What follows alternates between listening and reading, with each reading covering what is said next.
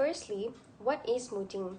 Mooting is a platform where students are given the opportunity to discover and enhance their advocacy skills, in which they will present oral arguments on a point or points of law in a mock court setting. The aim of mooting is to present legal arguments based on a hypothetical set of facts in a persuasive manner. Mooting consists of 4 counsels, 2 from each side and a presiding judge or judges. Each mooter will be given a designated amount of time to present their legal arguments and answer any questions posed by the judge. The procedure imitates what follows in real courts. The judge enters, the mooters and the judge bow to each other, the clerk announces the matter, the mooters give their appearances and are called on in turn to present their submissions, where the judge asks questions of the mooters, then the court adjourns, and then the judge will return to deliver a brief judgment and some feedback. Mooting is not the same as public speaking or debating, although it shares some common elements with these activities. It is a specialized application of the art of persuasive advocacy. Secondly, you might wonder what is the purpose of mooting. As law students, it is important to engage into deep thinking on legal issues rather than just attending lectures and passing exams. Mooting is a platform where students venture into different aspects of the law and go above their comfort zone when analyzing a point of law.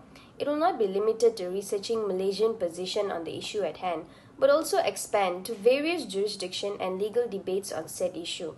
That way, students' minds will not be narrow. Instead, through mooting, it will expand further to many branches of the law and widening their knowledge. Next, as mentioned earlier, mooting enables students to enhance and discover their advocacy skills. Mooting gives a real picture of the court procedure as to how an appeal case is heard. Students will be put in the spot where they will have to be answerable to the judge on any points raised during the proceeding. They will also learn court procedures, language used, and manners when addressing the judge. Therefore, it aids students to mold themselves into future lawyers. Of course, enhancement on the aspect of research and writing skills are also an integral part of mooting. Students will not only get skillful in researching on a wide scale, but also learn to write better with proper use of the English language. Thirdly, mooting helps students to work closely and learn from peers, as well as expand network. Joining various moot competitions will not only help students develop a tight-knit friendship, but also enables them to foster teamwork and get to know many more people in the legal field. Finally, mooting builds confidence in communicating. Although mooting is not the same as public speaking but shares somewhat similar elements of it, another thing it has in common is that it helps students to step out of their shell and to fight their fear of speaking in front of a panel of well-knowledge judges and peers. When it comes to mooting, there is a lot of preparation involved. Firstly, identify the grounds of appeal. In other words, read the problem. Read the facts thoroughly and know which point to argue. You should know whether to appeal to reverse the decision of the lower court or respond in attempt to uphold the decision of the said lower court. Ascertain and make sure to understand what was the decision given by the lower court. Secondly, conduct research. Make notes pertaining to the particular principles or points of law and write against it the relevant statute, case laws, and books you would want to refer to. Always be aware of the case laws cited. Make sure to do a thorough research as to whether the case was overturned or reversed in another case. Thirdly, prepare a skeleton argument. It is a requirement to submit a skeleton argument to the judge and parties in advance to enable parties to prepare for their oral submissions. In the skeleton argument, it consists of brief summary of the counsel's arguments, authorities, articles, and other materials relied on. Fourthly, prepare the bundle. The bundle consists of photocopies of head notes and relevant parts of the cases cited, as well as the skeleton argument.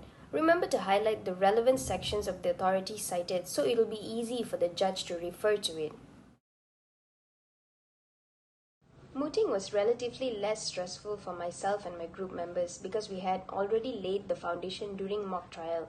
However, it was difficult to research on the points of law because it involved many tricky points. Nevertheless, with patience, due diligence, and effort from each individual, we were able to prepare a written submission that was almost perfect and delivered a thorough oral submission.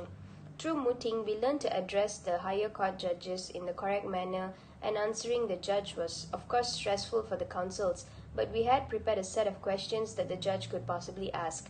Hence, it was easier to tackle the questions. To summarize, Mooting helped me foster teamwork with my group members, and it definitely boosted our confidence as a team to prepare proper submissions, both written and oral. It most certainly helped increase our skills in researching and writing as well as our advocacy skills. That is all from me. Thank you.